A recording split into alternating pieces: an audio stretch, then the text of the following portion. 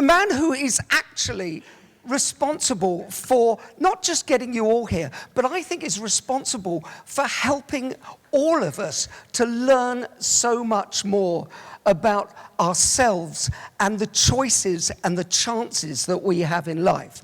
He's going to be talking about resilience, revolution, and reinvention. I'm proud to call him a friend because he is one of the nicest guys in the world. And as well as being a nice guy, he's a producer, a publisher, a promoter par excellence. So please give an extra special welcome to your host, my friend, Bernardo Moya, ladies and gentlemen.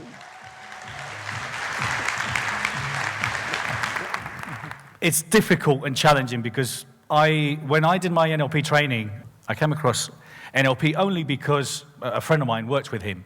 And it was the first book I ever bought, which was Paul McKenna's Change Your Life. But the bottom line is that the moment I did the seminar, the moment I did my practitioner, I knew that I wanted to do something different in life. I knew that what I was doing wasn't really fulfilling me, and I thought there has to be more to life than what I'm doing. So for me to promote these guys makes it very difficult to then decide to go on stage, because you think, bloody hell, I'm working with these amazing individuals. How can I match up?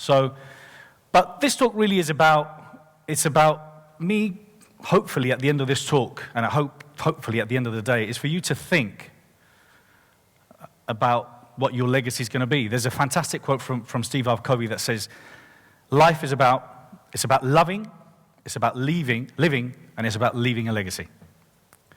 That's what life's about. So what's our legacy in life? What are we here for?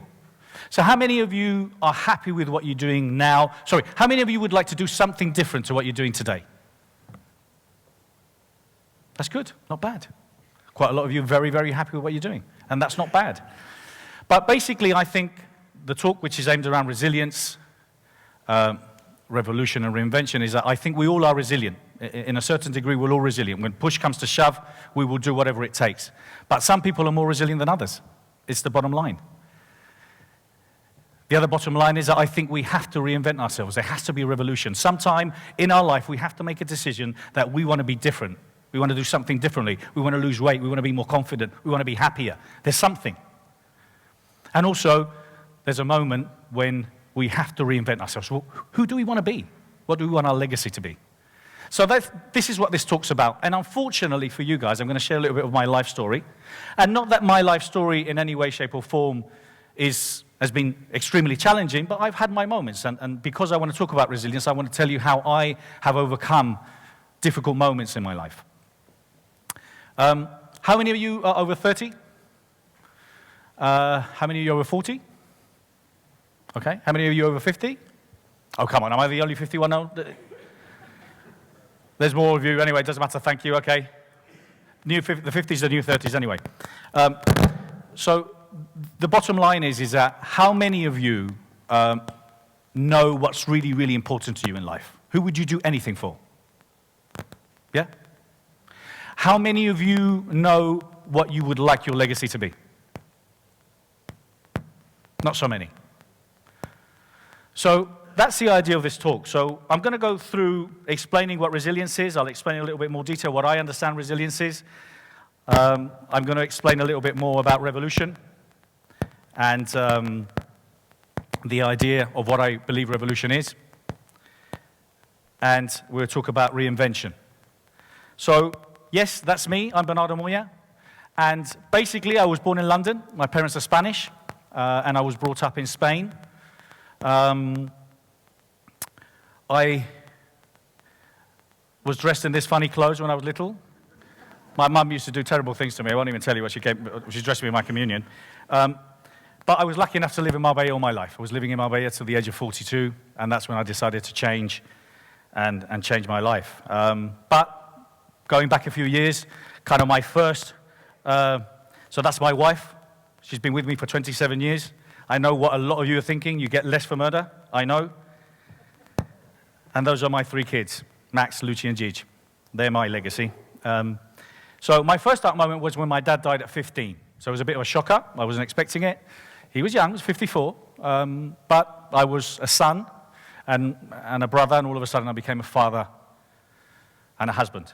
So it was very challenging. I didn't know how to deal with it. What I realized afterwards, I spent all my life really looking for a father figure. And it was only when I had my son, who was more or less the age of when I had my son, and he was more or less the same age as my brother was, I realized the massive impact that it had in our lives. So what I did realize, and what I learned from, after looking for that kind of parent, father figure, partner figure, who was going to help me, protect me, what I learned, one of the things I've learned, is that in life you have to be prepared to move on. Nobody's coming for the rescue. I just think a lot of us, a lot of times, are thinking that somebody's going to come and help us, make us great, give us money, give us a job. No, it doesn't happen like that. So that was my first thing, and that's the first thing I learned from being resilient.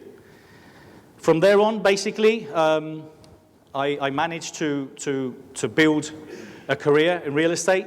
I lost pretty much a lot of the money that I made originally, and this was, sorry about this. So basically, when my kid was only 6 months, my second kind of difficult situation I had was the first real estate crash that we had in Spain. So it was very, very difficult. All of a sudden, we had pretty much no money, people knocking on our door, and I found myself with a son. And the reason I've got this jar of roses and the 100 peseta coin was because literally that was my last 100 peseta coin. I had no more money in the world. I had nothing else. And all of a sudden I had to go and do something that I didn't want to do. It wasn't prostitution. I had to go and basically invite people from timeshare resorts to go into a resort. It was very challenging because you had to go out and work, talk to people you didn't know, people you didn't approach them, and try and get them to do something they didn't want to do. But cutting a long story short, I was very successful. I started making more money and built up a good career out of that. And kind of that's what I think, is that I think that in life we have a situation where where out of every dark night, there's always a brighter morning. And I think what we need to do is when we find ourselves in these difficult situations, when we find ourselves in a moment that's challenging, we just have to really find the strengths, and we find the strengths. So I managed to build my career up again. I was very successful. I had the houses, I had the cars, I had the motorbikes. And this was in my late 30s, early 40s. And pretty much this was the second real estate crash, was already hitting in. And that's when I came across Paul's book, Change Your Life in 7 Days. I found it fascinating. I thought, this book is very interesting, all this NLP. Who's this Bandler guy? And it was then that I did the training. And as I said, that was the time that I decided I wanted to do something different. I wanted to be somebody different. So after I did the training and I had the opportunity to meet Richard and train with Richard, the real estate market crashed. So this was the second real estate market. I'm very good at finding real estate. My time has always been terrible. So this was my second time of a massive real estate market, but this was worse. I have 2 kids, I have all the houses, I have all the cars, I have everything in my mind, but basically I lost everything. And I mean everything. Now it's difficult. You've got a family, you've had an upbringing, you're used to things. So thanks to my NLP training and thanks to the fact that I became a trainer, I had the opportunity to basically take over what is NLPLife Training today, which was a continuation of Paul McKenna's company. But it was very difficult. I mean, you know, for me to leave my family in Spain, to commute every week for 3 years, to go to an unknown country, grey skies, raining, terrible food, wasn't really appealing. Do you want to live in England? No. Yes, I was born here. Yes, I loved it at the beginning, but I was very happy living in Spain. But it was a challenge, and I thought, what do I know about personal development? All I've done is a bit of NLP training, but for me it was about, I loved the idea of our courses. I loved the impact it had on people's lives. I love it still today. We get very stressed when it comes up to the seminars, but I love what happens at the end of it. I love to see people's faces. I love to see the energy in the room. So here we are now, and I found myself in a very uncomfortable situation. And again, as Stephen Covey says, out of every adversity comes an equal or greater opportunity. I'm a great believer in that. I think we have to basically embrace these moments sometimes because, yes, it is challenging, but, it's what makes us. But we have to learn from it. So, pretty much, I've been running NLPLife training now for 8 years. We're the largest NLP training organization in the world. We launched a couple of years ago The Best You magazine. It's been around for 2.5 years now. It's becoming kind of a global reference in personal development. We have amazing contributors. And it was something that I felt was needed in the market. There wasn't a place where people that had wisdom could share their expertise, and there isn't a place where people could find that content. So now I get the opportunity to meet and interview amazing people. I've interviewed John DeMartini, Barbara De Angelis, Simon Sinek recently, the guy that wrote the book Start With a Why. Jill Field, you name it. I've interviewed so many people, and I'm engaging with so many people. And the company now is looking at becoming kind of like a global reference in what we're doing. So it's fascinating. Would I have thought that, 6, 7 years ago? No, I was scared. I was very, very, very scared. But I've always managed to find strengths out of these situations. So let's start with resilience. What is resilience? Kay was talking about it before. I've got my way of seeing it. I think we're all resilient in a certain degree. We're all capable of giving our lives out for a loved one. I don't think anybody would doubt. But I also think that resilience is a foundation of all success. If you're resilient, you'll be successful. If you're a giver-upper, if you quit, you're not resilient. Can resilience be taught? Yes, it can. But in order to be resilient, you need to be empathetic. You need empathy. I tweeted it about last week, and I was talking about this photograph which impressed so many of us, this kid on the beach. Are we empathetic? No, I don't think we are. And I think when we look at the news on a daily basis and we see hundreds of thousands of people leaving these places, trying to find a new life, trying to survive, trying to find food. Can you imagine? And a lot of people say, I can't even imagine. Well, yes, you can. Of course you can. So for some of you, if you want to, I'm going to ask you to close your eyes, and I want us to really understand what being empathetic is, because if you want to be resilient, you have to be empathetic. You have to understand what you're going to go through. You have to understand what other people are going through in order to make an opinion, in order to move forward. We need resilience for anything. So close your eyes for a minute, for those who want to, and just imagine any of these people living in these places where they've got nothing. Their cities, towns, everything's gone. There's got no water, no electric, no television, no nothing. All they can hear is bombshells, guns. They've got no food. They can't guarantee anything for their family for tomorrow. They don't know if they're going to live. They've lost loved ones. Can you imagine going through the ocean or the Med on a little dinghy, trying to save your family, knowing that you can't even swim? That's not easy, but you've got to do it. Why? Because you have to. Keep your eyes closed and just put those pictures on the side and blur them slightly. Now I want you to think about your resilience. What are you struggling with? What are you struggling with? What are you failing at? Are they problems? Are they really challenging? Are they really that difficult? Do you have what it takes? Why aren't you doing it? Now keep those images and put them in the middle. Now let's look at the right-hand side and let's make some big, bright pictures of you now being extremely resilient. You're capable of anything. You would do anything to do whatever it takes.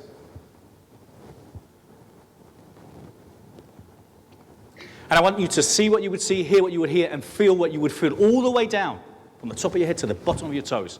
You are resilient. This is a new you. I just want you to see yourself being resilient.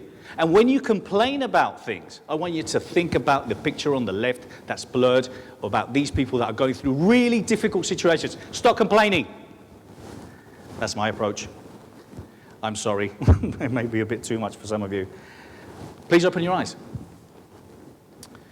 Revolution. Again, if we think about what does revolution mean? Well, it means that the overcome of a system that was established to replace a new one. Things have to change. If we think about, for example, our grandparents and parents, they've gone through the agricultural revolution, they've gone through the industrial revolution, and we're going now through the information technology revolution.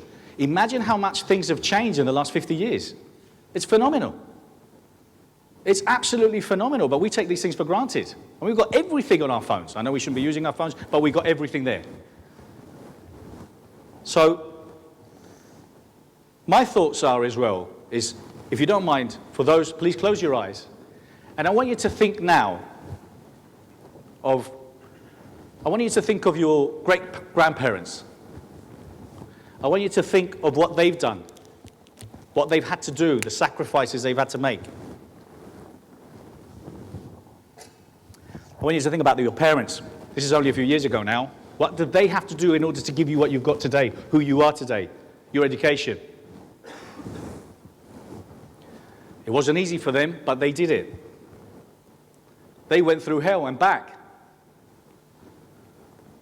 So my question to you, and now keep your eyes closed, I want you to now look at what your revolution needs to be. Where's your revolution? Where is it? When is it coming? What is it you want to do, and why are you not doing it? What's your revolution?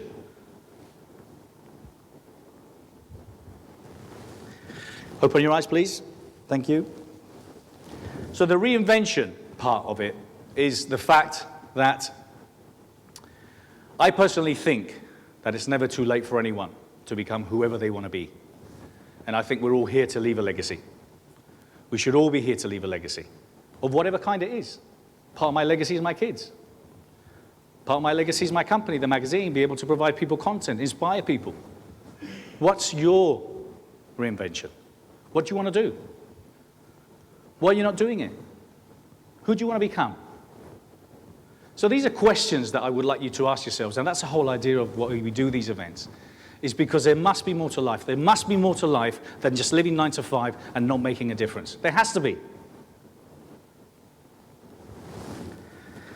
So there's many excuses, and I just wanted to share a couple of stories of people that have invented themselves at any times of life, all sorts of people. Howard Schultz, the founder of Starbucks, who's worth $2 billion, he came from a very, very, very poor family. Oprah Winfrey, worth $2.9 billion. This woman basically was raped at the age of 17. She lived in an area where basically racism was massive. Look at her today. Shadid Khan is the owner of Fulham. He's worth $4.5 billion. He was washing dishes for $1.20. Do-won Chan, he's the founder of Forever 21. He's worth $6 billion. This guy basically was doing 3 jobs. Janitor, he worked in a gas station and a coffee shop. Jim Carrey, he was living in a van. Charlize Theron had to see her father murdered by her mother. War child, I interviewed this guy, Emmanuel Jal. He was a war child at 7, killing people. And he's invented, he's created a life. He's an ambassador for the United Nations now. He speaks all over the world about peace. Andrea Bocelli, did you know that he started singing at the age of 34? And he's blind. Wow, talk about a challenge, yeah? Jonah Barrington, he's one of the top squash players in the UK, in England. He was an alcoholic before he became 6 times champion. Ranulph Fiennes, this guy's ridiculous. I mean, he's 59. He had one of the amazing things that he's done, he's been North Pole, South Pole, everything, but one of the things I read recently that he had a heart attack. He was in coma for 3 days. He had a triple bypass, okay? And 6 months later, he was doing 7 marathons in 7 days or something ridiculous. At the age of 59. Diana Knight, she was the first lady to swim from Miami to Cuba without a shark cage at the age of 64. Didier Drogba became a footballer at 26. Al Jarreau, he became a singer at the age of 35. Sylvester Stallone is a funny story. I don't know if you know, but basically this guy had no money, had to sell his dog. That's how bad it was. He had no money, had to sell his dog, had to sell his wife's jewelry. I don't think it was very popular. But basically the guy, he saw a fight with Ali, and he decided to write Rocky. He wrote the script, tried to sell it. They offered him $125,000. He said no, because he wanted to be the actor. He wanted to be the main actor. They offered him $250,000. He said no. He could still not feed his dog. And at the end, they offered him $350,000. He still said no. And at the end, he got it, and they paid him only $35,000. This is his story at the age of 30. Harrison Ford became an actor at 35.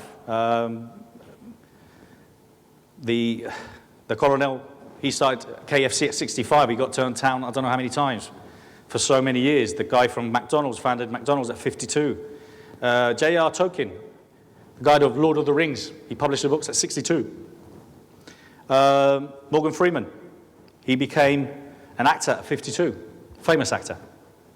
Nelson Mandela, God, this guy struggled. He went through a bit, didn't he? Became president at the age of 74, an inspiration for the world. So the bottom line is that if you're going to be outstanding, make a difference. Change somebody's life, just one. So I read this book of Dr. Schwartz. It's called Thinking Big. Unfortunately, I couldn't get it. It seems to be out of print, but I really, really recommend it if you can get it. I thought it was an amazing book. Dr. Schwartz, Thinking Big. And in his book, he talks about excusitis. Yes, it is a common disease out there. Loads of you and me, struggle with it. We have it, and we tend to use it quite a lot. It is curable. And the first thing you've got to do is just basically just listen to yourself. When you know it's bullshit, why the hell are you getting away with it? And one of the things he defined, which I thought was brilliant, is by using excuses, you're actually letting other people know how stupid you are. That's the definition of an excuse. You're just letting everybody know, I'm an incompetent, stupid asshole, excuse my language. I can't do that because I've just come up with some old random story. So let's stop the excuses. Stop the excuses. Don't lie to yourself.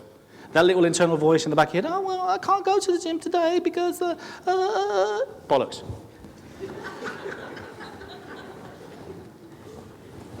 My kids are too small. I still have to mother them. I haven't got an idea yet. I don't know what to do. I'm a bit too chubby. I can't do that. Or, no, I get bored at the gym. That's why I don't go. So there's all these, I'm too small. Too small. Or, you know what, I'm too old. Yeah, that's right.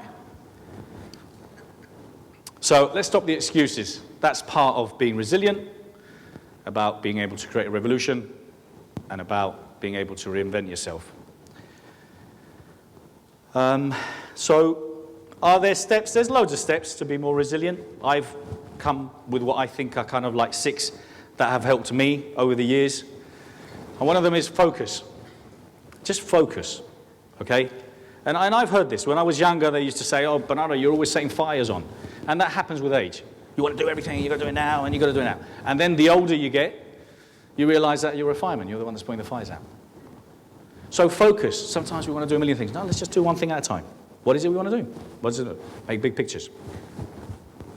Understand what you're trying to do. Understand what is the problem. What is the situation? So if you're having a problem, just understand what it's all about. Why is it? If you don't feel well, maybe you haven't been eating properly. Maybe you haven't taken care of yourself. Your body's trying to talk to you. Understand what the problem is. Oh, sorry. Take one day at a time. That is, that's been going around for a long, long time. Because it works. I talk to my guys, who I stress out a lot with all the events and seminars we're doing. And we're doing another seminar. I'm fucking another seminar. And, well, how do you do seminars? Well, you do one at a time. Yes, we have a number of them, but it's the same in life. I think I don't know why, but there are people that have eaten an elephant and an aeroplane. It says on the Guinness Book of Records. I don't know why, but they have. And how do they eat an elephant? One bite at a time. How do you eat a plane? One bite at a time. So take one day at a time. Welcome change. I can't really reinforce the fact of that enough. I mean, part of creating a revolution, part of you being able to move forward, has to have change. It has to have change. If you don't accept change, you're never going to move. How do you think these revolutions happened? These revolutions happened because of drastic and dramatic change. Welcome change. When you're feeling uncomfortable, something good is happening. And listen, you go through days where you think, what is going on here? Welcome change. Change is good. The more change you have, and I think this happens with successful people. I think very successful people have limiting beliefs, but they have very, very, very few. And they're welcoming change all the time. So, accept the situation you are. Number 5, accept where you are, who you are, and what is going on. You know, I think a lot of the times we tend to, oh, well, why did this happen? Or, I should have done that, or I should have done that. Fuck that. Excuse me. Forget it. Put it behind you, okay? For those who have done NLP, and you do timelines, put it behind you. You can't do anything about it. I cannot surround myself by anybody negative. Anybody negative, I just don't want to know. I don't want to talk to them. I don't want to hear them. I don't want to hear them. Go away! Same with this. Accept change. Accept whatever is going on. Whatever your situation, accept it. Just deal with what we're doing. How are we moving forward? Where am I going? And then dig deep. Is it going to be easy? No! It's not going to be easy.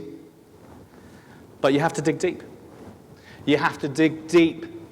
Because when you are resilient, when you look at these people that are going through very difficult situations, they have to dig deep. You do whatever it takes. Stop whinging, stop complaining, stop finding excuses. So, be resilient. Find the strength within you because you have it. You know you have it. And what I find amazing about resilience is that we're capable of doing anything for a loved one. But then we struggle to do it for ourselves. What's that all about? Why can't I be resilient? I will die for my kids, but why can't I be resilient for myself? If you're not resilient for yourself and you're not who you want to be, how are you going to help your kids? How are you going to help them in the future? How are you going to be who you want to be? Well, you can't. So, you know, and start the revolution. What is it?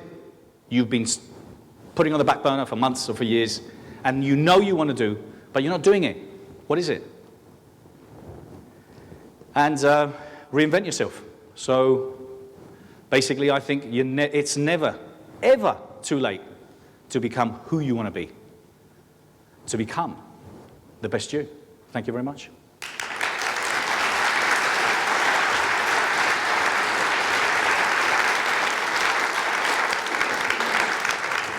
Thank you.